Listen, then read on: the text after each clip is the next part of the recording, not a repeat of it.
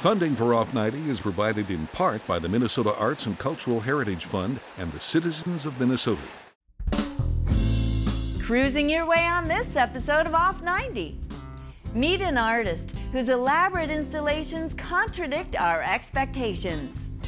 A small-town theater is kept alive and prospers under the care of its community.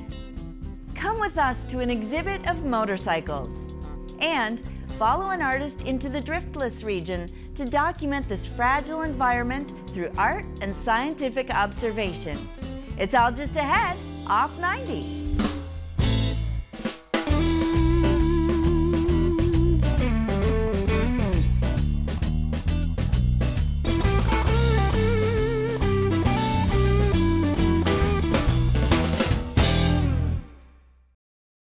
Hi, I'm Barbara Keith. Thanks for joining me on this episode of Off 90. Liz Miller is an artist who creates something she calls abstract fictions. Through the process of changing recognizable shapes, Liz alters their real-world implications. The shapes take on fictitious roles that inhabit both sculptural and two-dimensional space.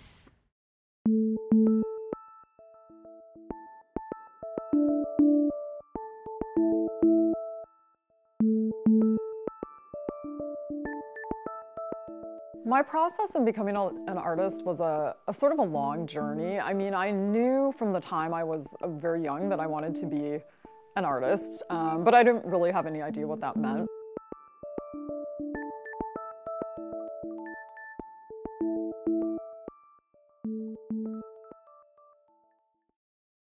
I'm Liz Miller. I'm an artist who lives in Good Thunder, Minnesota. My work is primarily large-scale, site-specific installations. I also do mixed media works on paper, and I teach drawing at Minnesota State University in Mankato. So I'm working with the stiffened felt on a work that I'm doing for an exhibition in Michigan at Interlaken Academy. And I'm using weapon shapes, so I've kind of traced one of the weapon shapes onto this felt, which acts very much like paper, but is really sturdy and more durable. And I'm just going around with my electric scissors, kind of cutting that silhouette.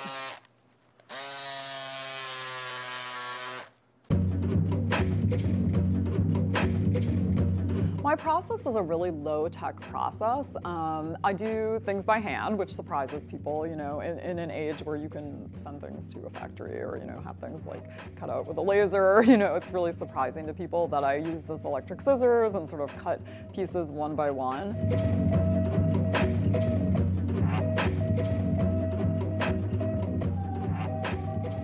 My parents were both computer scientists, and they were extremely encouraging of creativity. Like, I remember drawing on reams of paper, like when computers took up entire rooms.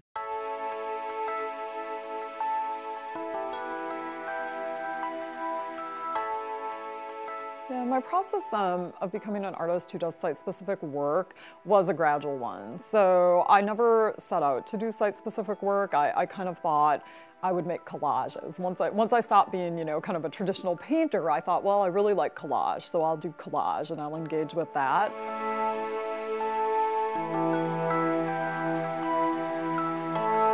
I started looking at a lot of fashion, sort of like the history of dress. You know, I took classes on the history of dress, became really excited about it, and started seeing a lot of the materials I was working with as dimensional materials instead of flat materials. And so I started really thinking about that potential of fabric and felt and foam and all these things I was working with.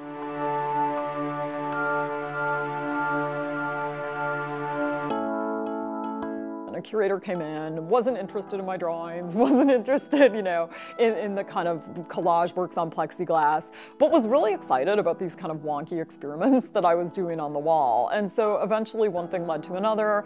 I got offered an opportunity to do an installation. I had no idea what an installation was, but it sounded good to me.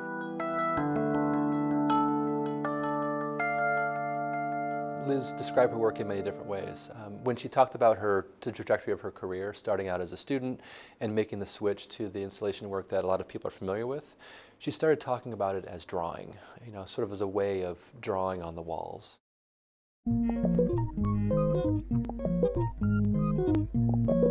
There's a lot of line, there's a lot of shape, there's a lot of form in her work, but if you look really closely, you can see exactly how she's drawn the shapes onto the felt that she's cut out. But then you can also step back a little bit further and see how she's drawn in the space as well too.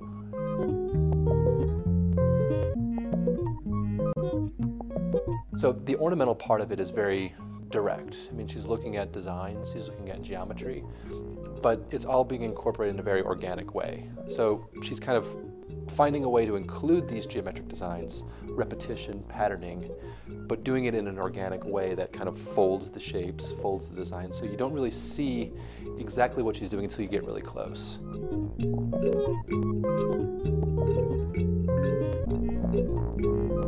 Liz's work is very transformative. It changes the space that it's in. It changes the impression or what you think of her materials very much as well too. Just by stepping back from it, you forget that it's felt and you can see it as something totally different.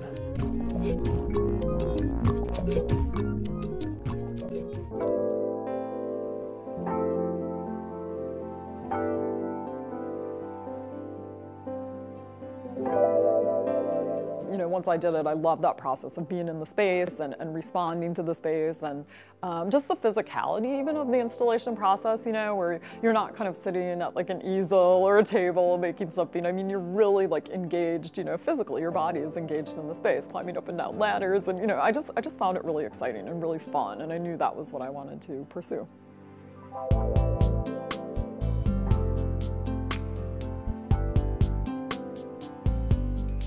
So when viewers see my work, I hope that they have, well, several reactions actually. I mean, I hope initially that they're at least engaged with the formal qualities of the work enough that they want to walk into it and walk through it and walk around it and look more closely. I mean, I think it's large scale.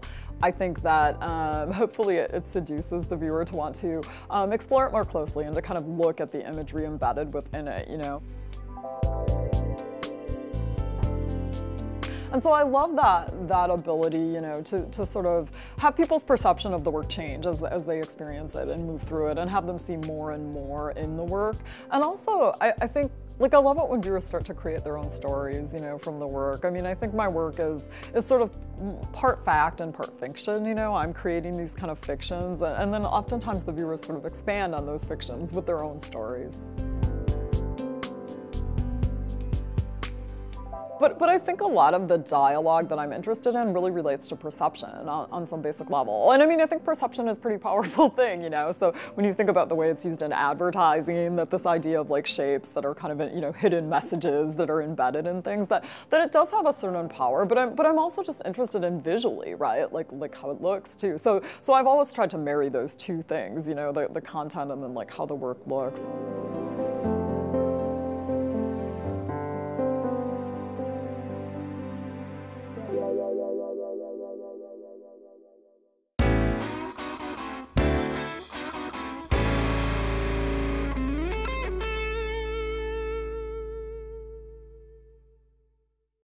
The small-town movie theaters have all but disappeared.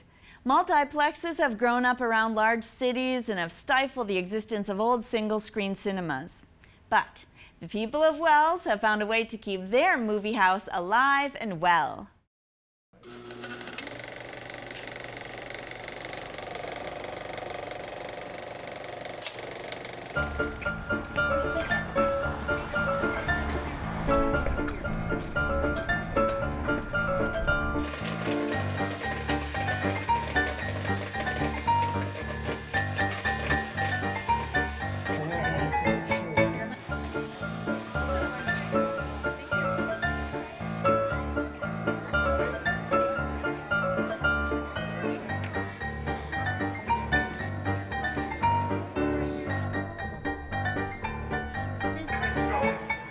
Wells doesn't have the world's largest ball of twine. We have a $3 theater ticket with first-run movies. Oh, hey, Betty! Hi! I'm Betty Roberts Olson, and the kids all call me the theater lady. I started working at the Flame Theater in 1965. The former theater owners, Sid and Helen Heath, asked me if I would work for them because they wanted to go to a wedding, and I said, yes, I would, for a week. But I ended up working 45 years.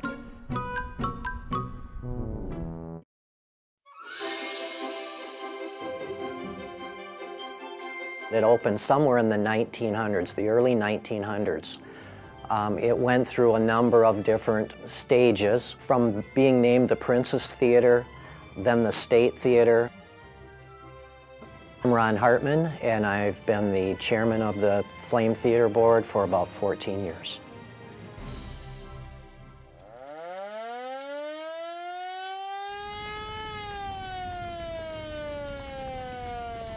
There was a fire that took the theater out. I remember the fire. The movie that was playing was Cat on a Hot Tin Roof. I thought, what are the kids going to do now? You know, because a town this size, at that time, there wasn't much else to do but go to the theater. Then they rebuilt. And they had a contest to name the new theater. The Flame Theater is the winning name that they chose. So that's what it's called. We have a swimming pool, library, parks, but the theater is something special, especially in a small town, because it brings people together, and they don't have to leave town to go see a movie. The city has always owned this building, but they had a number of managers along the way, people that privately tried to make it go. Somewhere around 1960, the city took complete control of the theater.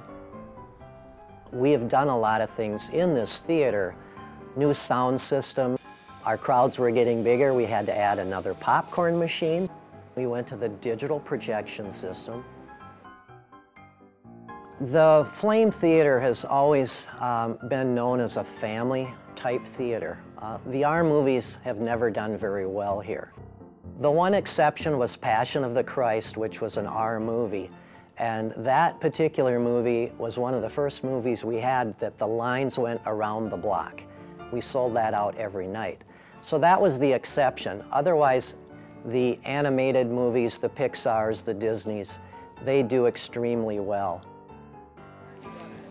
We don't have a lot of room in that lobby, but it's a good problem to have, because when they're packed in there waiting in line, we know it's a good movie and there's a lot of people coming. The Flame Theater has never been expected to make a profit. What the city would like to do is just have us try to break even. I think our city council is thrilled when they see Main Street full at night with cars. And they also know that more than half of these people come from other towns within a 30-mile radius. They know that when they get here, maybe before the movie they eat at one of the restaurants, or after the movie they stop at a restaurant, or they stop to gas up. I think there's still something special that everybody realizes of having a gigantic screen and the experience of others around them. This is such an asset to our town. One of the city leaders called it the Jewel of Wells.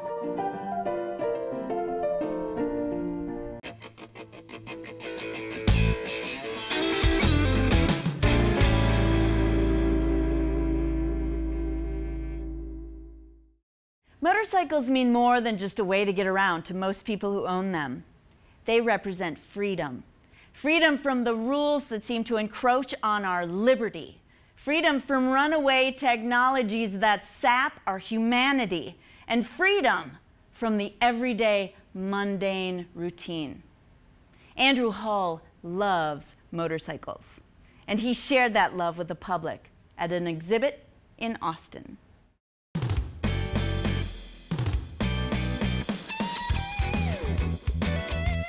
I'm from Austin, born and raised, and I've always kind of wanted something different in Austin. That's kind of what this whole thing was about. To bring something new to people that normally wouldn't be at a show like this. They wouldn't come to a motorcycle show. So people, to get them into something like this is a win for me. So I appreciate it, and I think it's just good to let people experience something like this. And Austin needs that.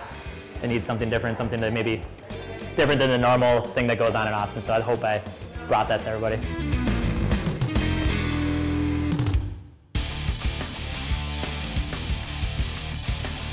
I'm having the Build Art bike show. We put together a little bike show from local and mainly from southern Minnesota and from the city's motorcycles, customs, vintage bikes, stock bikes, bikes that have been ridden in the winter, everything, the whole gambit's covered here. So, which is another thing I kind of like to do is, bring, like I said, bring these bikes that people don't usually get to see that are sitting in a warehouse that are people find cool that they don't get a chance to see them.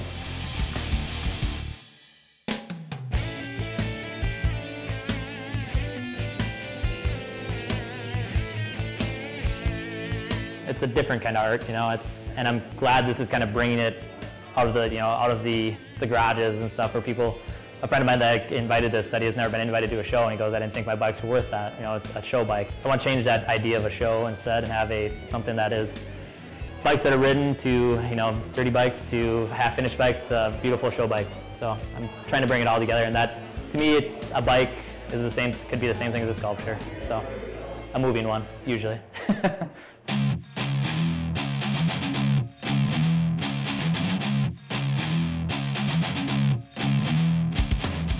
So we're at the future home of the Austin Artworks Center, hopefully, and that's what we're raising money for today. Is actually all the donations are going to help fund the renovation of this building to become the new home of the Austin Artworks Center.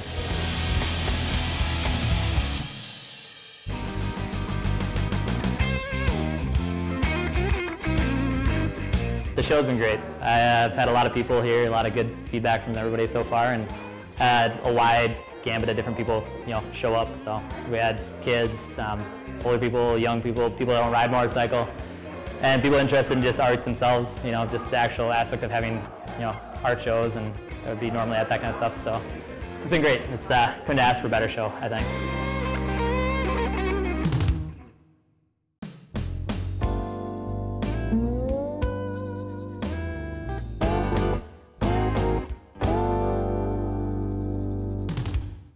Follow artist Sarah Lubinsky into the Driftless Region, an area untouched by glaciers, to document this fragile environment through art and scientific observation.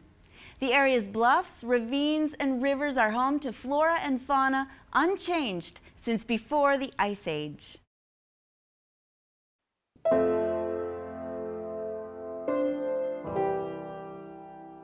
A painting can give a feeling of place and mood that a photograph cannot do. With a landscape painting, it is that connection to the land and how we feel about a place and what that place reflects back to us in terms of our own lives. And this land is so compelling and so enduring that I have to paint it.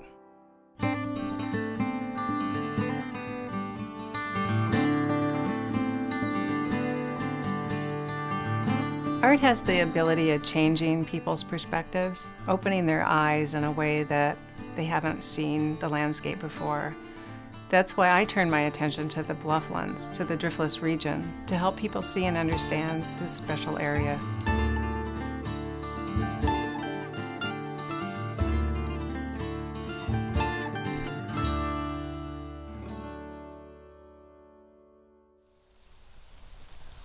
Well, I'm Sarah Lubinsky. I have had a great opportunity in my life to do a couple careers, one of them as an artist, which I do full-time now, and the other for over 25 years as a botanist with the federal government. And those two careers kept me in places I wanted to be. I want to be outside and enjoying nature.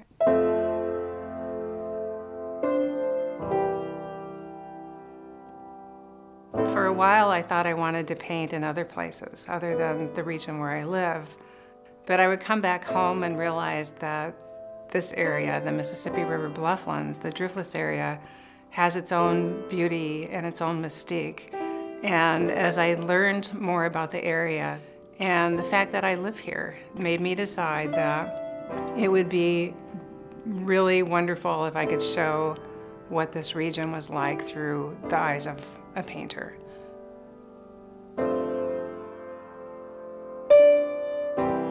I found a mentor advocating a way of working that really dates back to the 19th century, and people who were influenced by Thoreau and Emerson and were very thoughtful and contemplative about what they painted. And the method that I have learned from her was one that I basically started when I started River Sojourn. And that method involved going out into the field and just sitting and observing and letting your mind just be free to experience the nature around you. And after sitting in a place for a while, I would take out my sketchbook and start drawing. And what I learned was that sitting still for a while created an opportunity to see things a little bit differently than had I just gone there right away and set up to paint or to draw. And that stillness, that patience that comes from doing that has been an opportunity to learn things and to know things and to see things much more deeply than I had ever before. And this was a little bit of a surprise to me because I thought I was a pretty good naturalist. But what I started picking up on was the whole forest started realizing that there was something here. And these little birds started coming around me and making their little alarm calls. And after a while, everybody just kind of settled down, and it's almost like they accepted me being there. It made me feel like I had seen something special, that I would not have been able to share this experience with these critters had I been walking or talking or with other people or even moving around too much. And it made me feel connected in a way that I had not felt connected, truly connected before.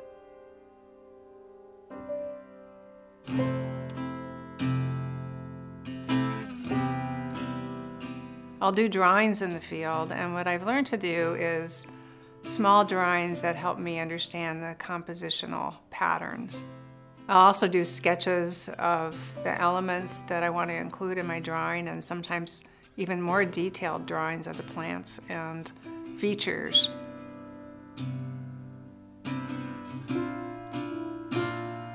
When I come back from the field with my sketchbooks, I often do a small study, and the small study gives me an opportunity to work out things like color harmony, the mood that I want. Sometimes I change the time of day, and I can make those decisions with that study, and from the study I'll often paint a bigger painting. And I paint in a style that dates back to the Renaissance. I paint in what's called an indirect style, in that I do layers of thin paints. So I'll do an underpainting that helps map out the various elements, and then over that I'll start applying rich texture and colors. It's a very enjoyable process because I get to leave a painting sit on the easel or sit behind the easel for a day or two, and then I can bring it out and again look at it with fresh eyes.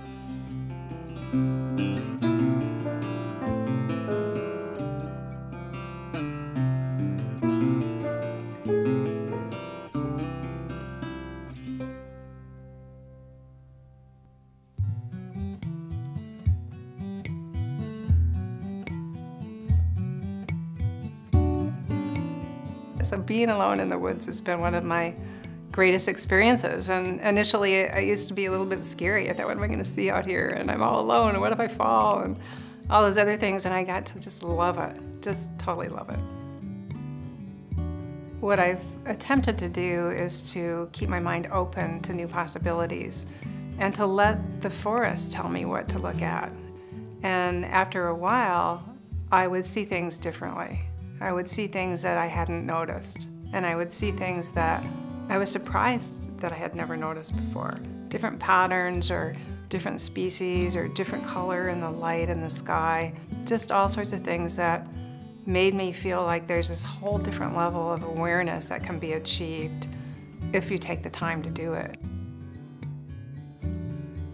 There's this sort of melding of a person with the land where you feel like you're dissolving a little bit into the landscape, and that sounds really strange, but you lose yourself in it. It comes back to you in really good ways. It makes you love the place.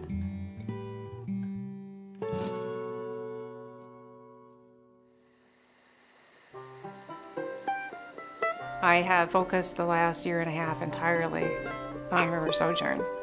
And it's a choice that I was fortunate to be able to make, and one that has brought me incredible adventures in the field and new things to paint and to learn to love and to explore. It celebrates nature, but I'm also hoping that it brings awareness or reminds people of what's of value here.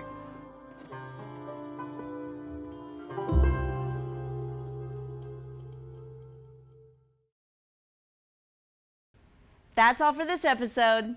Please help Off 90 meet its financial obligations by becoming a member of KSMQ Public Television.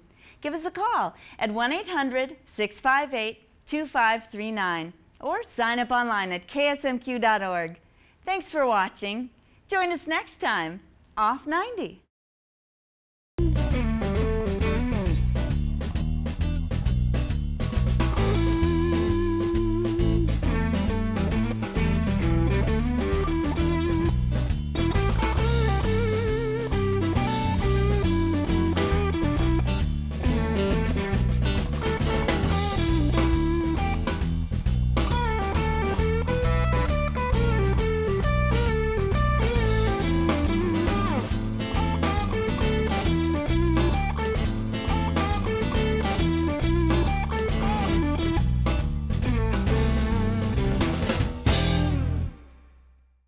Funding for Off 90 is provided in part by the Minnesota Arts and Cultural Heritage Fund and the citizens of Minnesota.